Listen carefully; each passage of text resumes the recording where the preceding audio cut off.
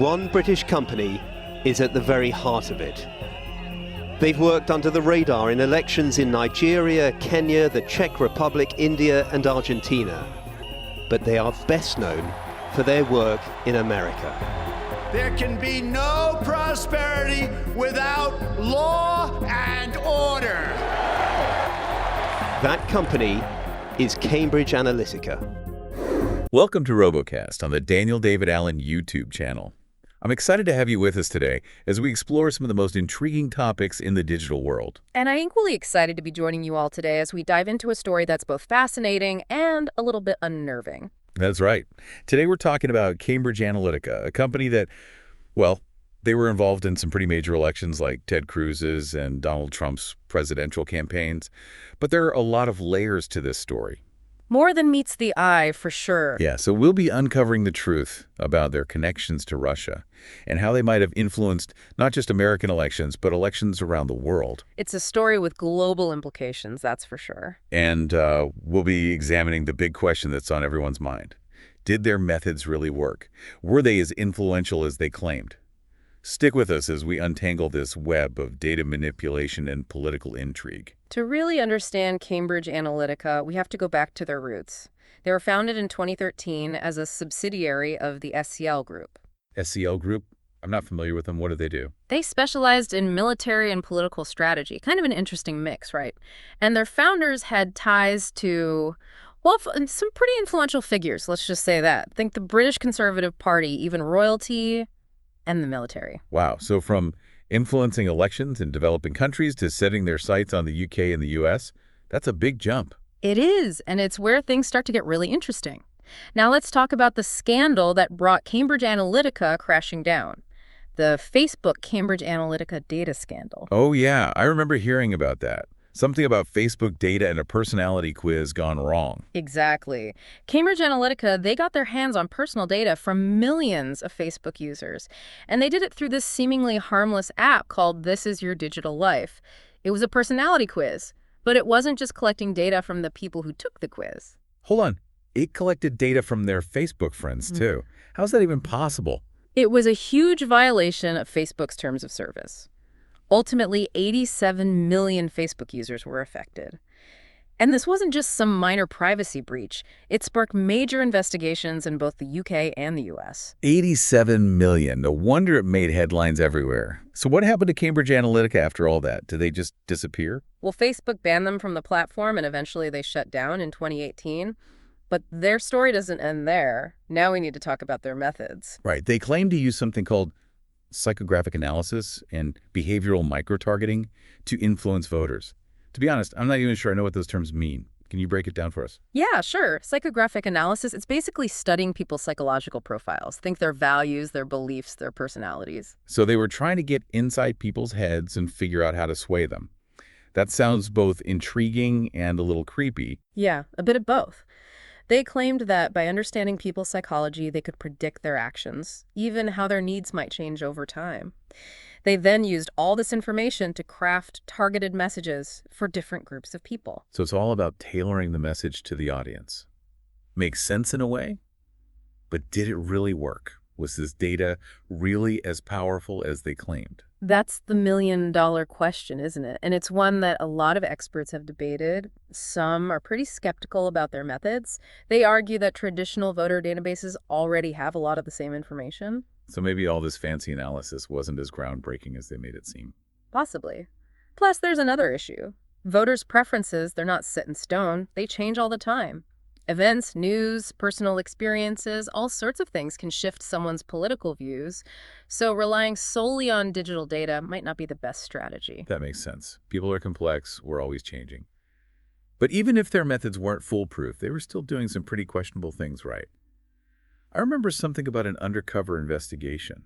Oh, you're talking about the Channel 4 news investigation.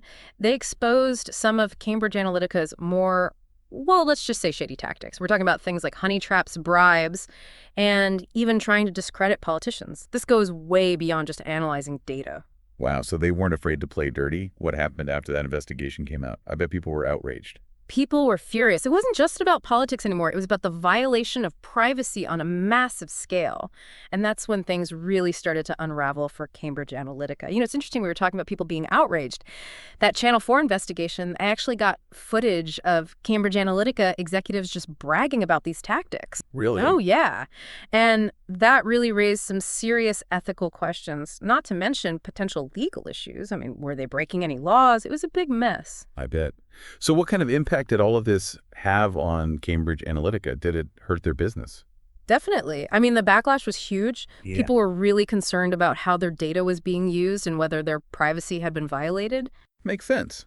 It's a pretty sensitive topic. It kind of makes you think twice about all the information we share online, doesn't it? Absolutely. It's a reminder that we need to be aware of our digital footprint and who has access to our data. Right, because even if we delete something, it's not really gone, is it? Not necessarily, and that's something to keep in mind. But going back to Cambridge Analytica, we were talking about their reach earlier. I mean, they weren't just involved in U.S. elections, right? You're right. They were operating in all those other countries, too. They must have had some successes somewhere, right? Well, that's what they claimed. But the truth is a little more complicated. Let's start with Kenya. Cambridge Analytica was reportedly involved in both the 2013 and 2017 elections there. What were they doing in Kenya specifically? There were a lot of allegations about them spreading disinformation and manipulating voters. Disinformation. Ugh. It's just everywhere these days, isn't it? Unfortunately, yeah. It's become a real problem. And then there's India.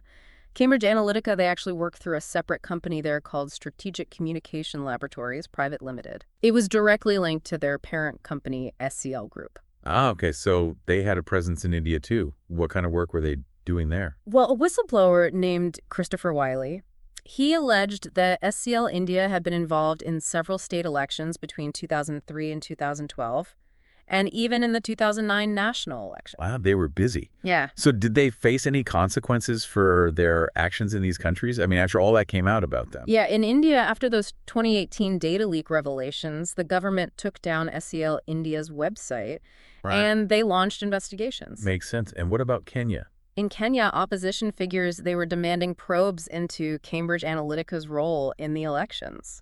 It sounds like their activities were starting to attract a lot of unwanted attention around the world. What about the Philippines? Were they involved there too? Yes, they were linked to Rodrigo Duterte's presidential campaign in 2016. Duterte. That's a pretty controversial figure. What exactly was their role in his campaign? Well, Duterte's team, they denied any involvement with Cambridge Analytica, but SCL Group, the parent company, they claim to have played a big role in rebranding Duterte's image. Rebranded his image. How do they do that? They focused on certain traits like toughness and decisiveness, trying to appeal to specific groups of voters. So they're trying to shape public perception. It's amazing how they could adapt their strategies to different political landscapes. Yeah. But at the end of the day, the big question remains, did it actually work? Right. Were they really as influential as they claimed? I mean, they boasted about influencing hundreds of elections worldwide. But is there really any proof of that?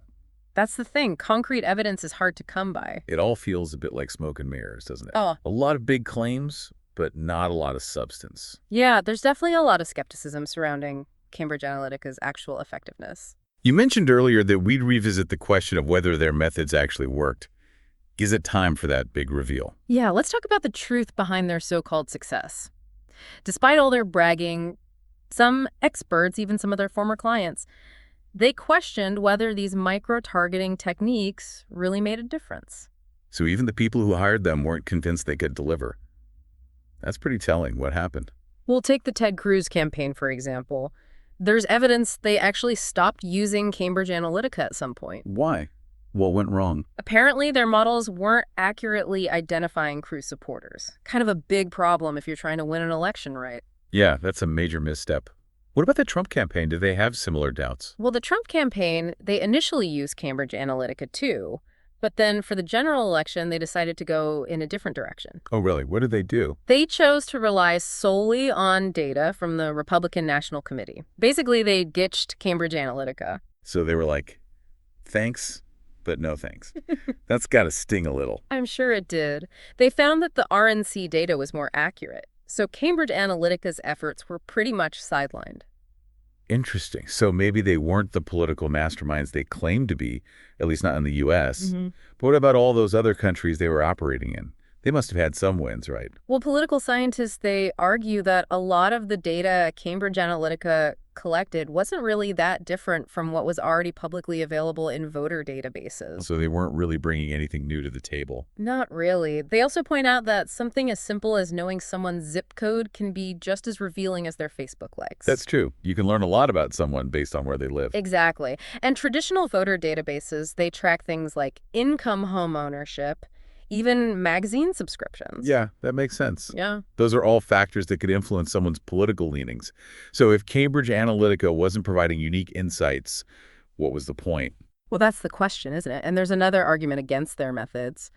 Voter preferences, they're not static. People change their minds all the time. Right. Life happens, things change. You can't just assume someone's going to vote the same way forever. Exactly. Events, news, personal experiences, all sorts of things can shift a person's political views. So relying solely on digital data that might be outdated or incomplete, it's not a foolproof strategy. So it sounds like Cambridge Analytica's methods were based on the assumption that people are predictable.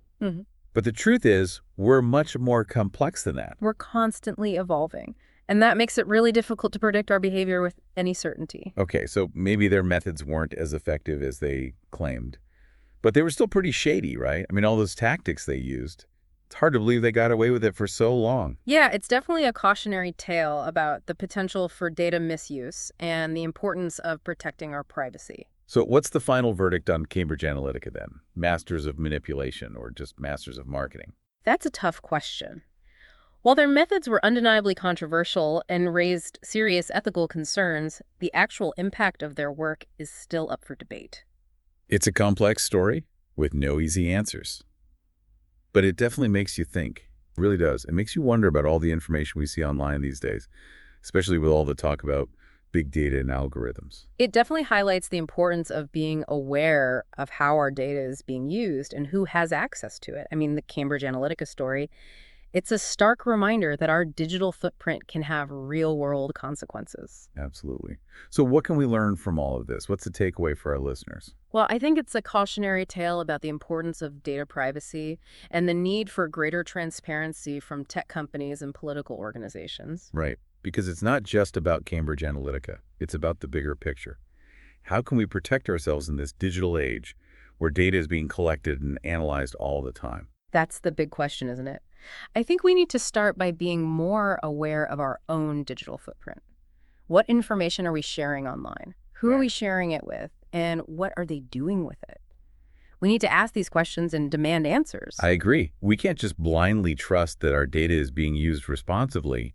We need to be proactive and advocate for our own privacy. Exactly. And we need to support stronger privacy regulations, hold those in power accountable for ethical data practices. It's about taking control of our own data and making sure it's being used in a way that benefits us, not exploits us. Right. Because the future of our digital world, it depends on it. Well, this has been quite a journey, a story with twists and turns, controversy, and questions that are still being debated today. Yeah, Cambridge Analytica, it really shook things up. And it forced us to confront some uncomfortable truths about the power of data in the digital age. It's a story that's both fascinating and a little bit frightening. Definitely.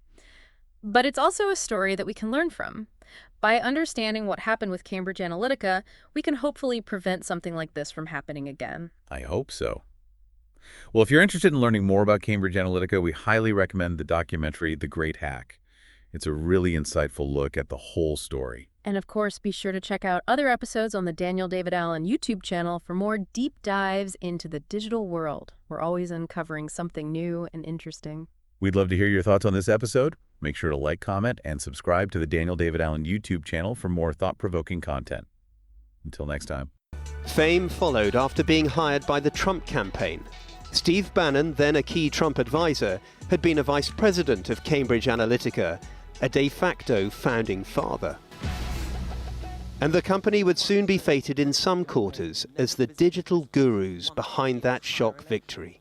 But we were able to use data to identify that there was very large quantities of persuadable voters there that could be influenced to vote for the Trump campaign. From this day forward, It's going to be only America first. America first.